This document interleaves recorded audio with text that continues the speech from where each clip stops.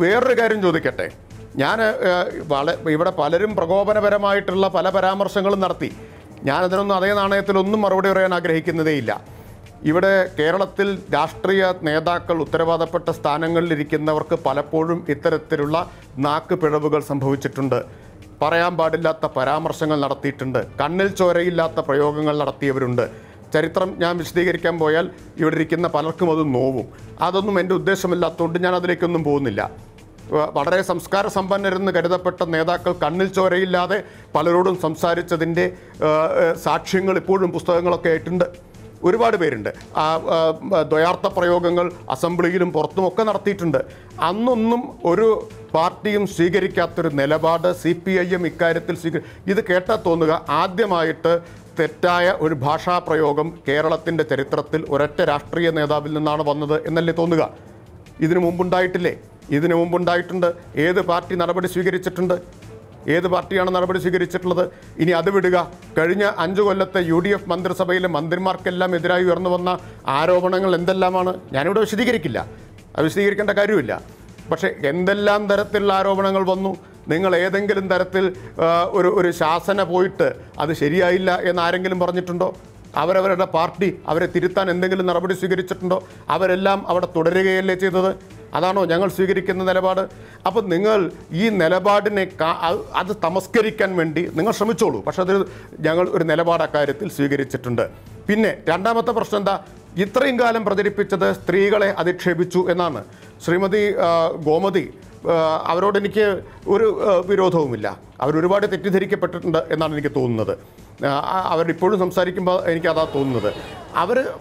അദ്ദേഹം പറഞ്ഞു ഞാൻ അവരെ ഉദ്ദേശിച്ചിട്ടില്ല, എന്നിട്ട് അവരെ ഏറ്റെടുക്കുകയാണ്. അല്ല, ഞങ്ങളെ തന്നെയാണ് പറഞ്ഞത്.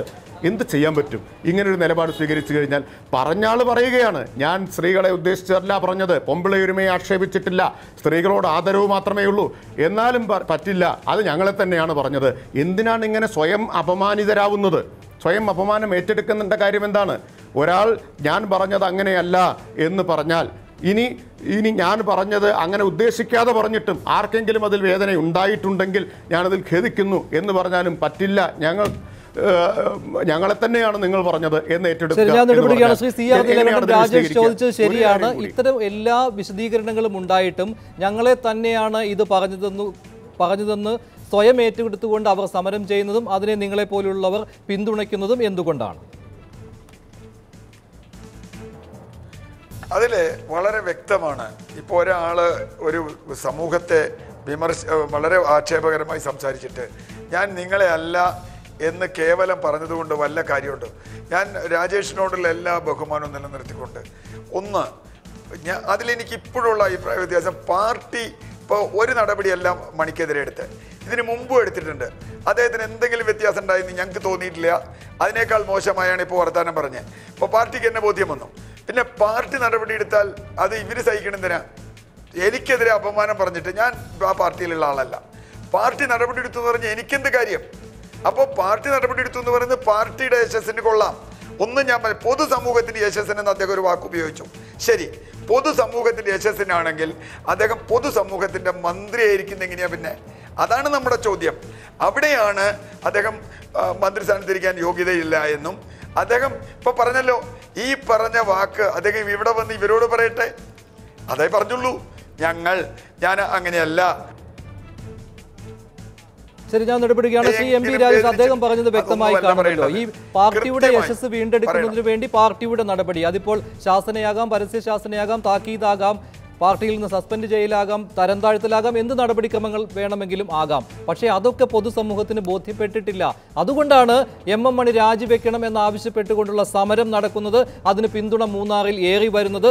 അത് പൊളിക്കുവാനുള്ള നീക്കം നടന്നിട്ട് പോലും, കഴിഞ്ഞ രാത്രി നടന്നിട്ട് പോലും അത് ശക്തമായി തന്നെ തുടരുന്നതും.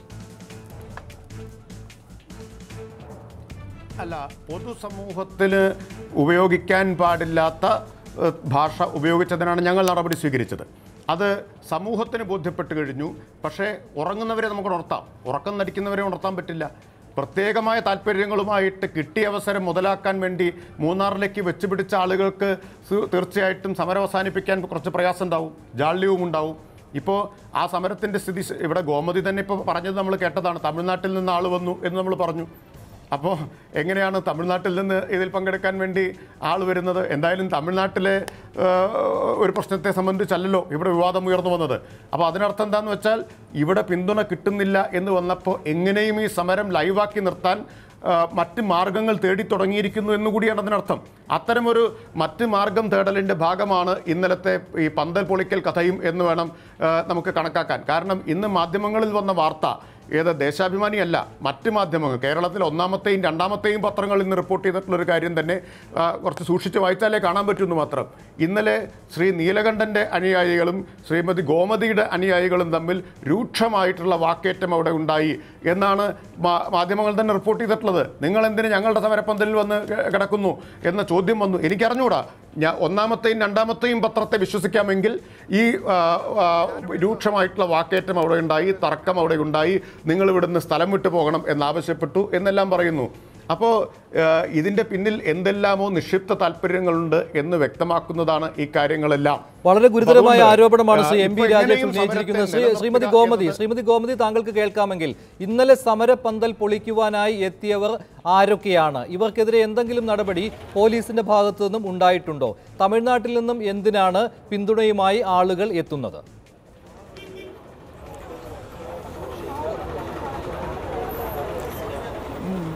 ഇത് ഇന്നലെ ഞങ്ങളെ CPM-കാർ മർദ്ദിച്ചപ്പോൾ മൊത്തം CPM-കാർ ആൾക്കാരാണ്. എനിക്കറിയാം അവരുടെ പേരൊക്കെ ഞങ്ങൾ പറഞ്ഞിട്ടുണ്ട്. പക്ഷേ ഇതുവരെയും പോലീസ് എന്ത് നടപടി എടുത്ത് എന്ന് ഞങ്ങൾ അറിഞ്ഞില്ല. ജാമ്യത്തിൽ വരുന്ന കേസ് എടുത്തിട്ടുണ്ടെന്ന് പറഞ്ഞിട്ടുണ്ട്. ഇന്നലെ തന്നെ ഞങ്ങളുടെ പെണ്ണുങ്ങളെ കയറി അടിച്ചും പിടിച്ചും വന്നവരെ പോലീസ് അറസ്റ്റ് ചെയ്തില്ല. എന്തുകൊണ്ട് പോലീസ് അറസ്റ്റ് ചെയ്തില്ല? ഈ ഗവൺമെൻറ്റിന് പോലീസ് പേടിക്കുന്നുണ്ട്. ഈ ഗവൺമെൻറ് അരാജകത്തിൻ്റെ ഗവൺമെൻറ്റാണ്. തമിഴ്നാട്ടിൽ നിന്ന് ആൾക്കാർ വന്നെന്ന് പറഞ്ഞു. തമിഴ്നാട്ടിൽ നിന്ന് ആൾക്കാർ ഇവർ വാട്സപ്പിലും ഫേസ്ബുക്കിലും ഇത് ഒരു പാണ്ടിക്കാരിയുടെ സമരമാണ്, ഇത് കേരളത്തിൽ നിങ്ങളൊക്കെ കൂലിപ്പണി ചെയ്യാൻ വന്നവരാണ്, എന്തൊക്കെ ഇട്ടിട്ടുണ്ട്. പക്ഷേ ഞങ്ങൾ അറിഞ്ഞില്ല. എവിടെയും BJP ഉണ്ട്, വിടുതല സുഹൃത്തുക്കളുണ്ട്.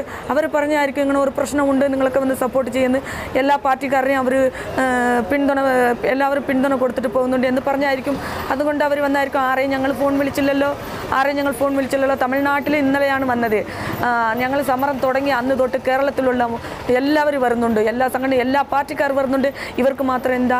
ഇവർക്ക് തെറ്റുപറ്റിപ്പോയാൽ ഇവർ എല്ലാം ചെയ്തിട്ട് ഞങ്ങൾ ചെയ്തതാണ് ശരി, ഞങ്ങൾ പറയുന്നത് കേട്ടാൽ മതി, ഞങ്ങളുടെ ഭരണമാണ്. ഒഴിവാക്കിയത് ആം ആദ്മി പാർട്ടിയെ നിങ്ങൾ ഒഴിവാക്കിയത് എന്തുകൊണ്ടാണ്? സമരപ്പന്തലിൽ നിന്നും ഇറങ്ങിപ്പോയത് എന്തുകൊണ്ടാണ്? ആം ആദ്മി പാർട്ടിയെ ഞാൻ ഒഴിവാക്കിയില്ല. ആം ആദ്മി പാർട്ടി ഇപ്പോഴും പറയുന്നുണ്ട് ഞാൻ ഒഴിവാക്കിയില്ല. അവരുടെ സപ്പോർട്ട് ഞങ്ങൾക്ക് വേണം. എല്ലാവരും പിന്തുണയ്ക്കുന്നുണ്ടല്ലോ, അതുപോലെയാണ് അവരും. നിരാഹാരം കിടക്കേണ്ട, ഞങ്ങൾ പെമ്പറുള്ള ഒരു ഉറുമയിലുള്ളവർ നിരാഹാരം കിടക്കാം. നിങ്ങൾ ഞങ്ങളുടെ കൂടെ തന്നെ ഉണ്ടാകണം. ഈ സമരം വിജയിക്കുന്നത് വരെ ഞങ്ങളുടെ കൂടെ ഉണ്ടാകണം. പക്ഷേ നിരാഹാരം കിടക്കേണ്ട എന്ന് വെച്ചിട്ടാണ് ഞാൻ പറഞ്ഞത്. വേറെ അവരെ ഇറങ്ങിപ്പോകാൻ ഞാൻ പറഞ്ഞില്ല. സമരത്തിൽ നിന്ന് ഇറങ്ങിപ്പോകാൻ ഞാൻ പറഞ്ഞില്ല. തമിഴ്നാട്ടിൽ നിന്നും ഇവർ പ്രശ്നം ഉണ്ടാക്കുന്നുണ്ട്. ആദ്യം ഞങ്ങളുടെ സമരത്തിൽ തീവ്രവാദികൾ ഉണ്ടായിരുന്നു പറഞ്ഞ ആൾക്കാരല്ലേ. ഇപ്പോൾ ഇവർ MM മണിയെ മന്ത്രിസ്ഥാനത്ത് ഇവർക്ക് വെക്കണം. അതുകൊണ്ടാണ് അവരുടെ പാർട്ടിക്ക് നാണക്കേടാകും. മന്ത്രിസ്ഥാനം രാജിവെച്ചാൽ ഇനി ഇവരുടെ ഭരണം വരാൻ പോകുന്നില്ല കേരളത്തിൽ. അതുകൊണ്ടാണ് ഇവർ പേടിച്ചിട്ട്. ശ്രീ കോടിയേരി ബാലകൃഷ്ണൻ വ്യക്തമാക്കുകയുണ്ടായി, നടപടി ഉണ്ടായിട്ടുണ്ട്, പാർട്ടി തലത്തിൽ നടപടി എടുത്തു കഴിഞ്ഞു. പക്ഷേ MM മണിക്കെതിരെയുള്ള രാഷ്ട്രീയ കളിക്ക് മറുപടിയില്ല, അതിൽ നടപടി ഉണ്ടാവുകയില്ല എന്ന്. കോൺഗ്രസും പയറ്റുന്നത് അതേ നിലപാട് തന്നെയാണ്. ഈ രാഷ്ട്രീയ കളി തന്നെ മൂന്നാറിൽ പയറ്റുവാൻ നോക്കുകയാണ്. രമേശ് ചെന്നിത്തലയും ഇന്ന് അവിടെ പോയല്ലോ. അവിടെ പ്രാദേശിക കോൺഗ്രസ് നേതൃത്വത്തിന്റെ തന്നെ എതിർപ്പുണ്ട് ഈ പൊമ്പിളെ ഒരുമേ സമരത്തിന് UDF പിന്തുണ നൽകുന്നതിൽ. അതുപോലും വകവയ്ക്കാതെ അവിടെ പോയിട്ടുണ്ട് എങ്കിൽ ചെന്നിത്തല പോയി, ഉമ്മൻചാണ്ടി പോയി, പ്രമുഖ UDF നേതാക്കളെല്ലാം ഇന്ന് അവിടെ എത്തിയിരിക്കുകയുമാണ്. അങ്ങനെയെങ്കിൽ ഈ കോടിയേരി ആരോപിക്കുന്നത് പോലെയുള്ള രാഷ്ട്രീയ കളി തന്നെയാണത്.